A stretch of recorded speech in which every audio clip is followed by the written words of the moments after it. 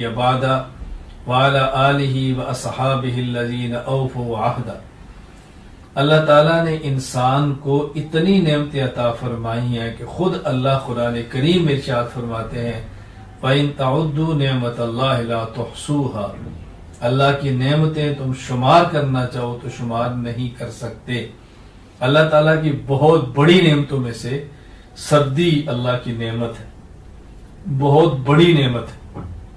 اس حوالے سے میں عرض کرتا ہوں، سردی اور خصوصاً موسم سرما، سردی کا موسم، سردی سے مراد سردی کا موسم، رسول اکرم صلی اللہ علیہ وسلم ارشاد فرماتے ہیں الشتاء تحفۃ المؤمن، یہ سردی کا موسم ایمان والوں کے لیے تحفہ ہے۔ اللہ اکبر، رسول اکرم صلی اللہ علیہ وسلم نے عجیب بات ارشاد فرمائی ہے، اللہ اکبر، طال لیلہ فقام، اس کی راتیں لمبی ہیں، مومن قیام کرتا ہے، تہجد پڑھتا ہے، نوافل پڑھتا ہے۔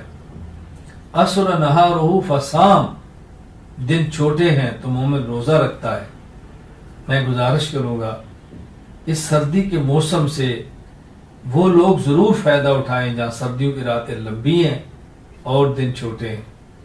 دن چھوٹے ہیں تو روزہ رکھنا بہت آسان ہے، ٹھنڈا روزہ ہے، روزے کی شدت بھی محسوس نہیں ہوتی، اور راتیں چونکہ لمبی ہیں تو رات کو نوافل پڑھنا، تہجد پڑھنا، عبادات میں رات گزارنا بہت آسان رہتا ہے۔ رسول اکرم صلی اللہ علیہ وسلم نے جو بشارت دی ہے ہم اس کی قدر کریں اور سردیوں کی راتوں کو بہت قیمتی بنائیں۔ دنیا بہت مختصر ہے، ایک بار آئے ہیں، دوبارہ اس دنیا میں نہیں آنا۔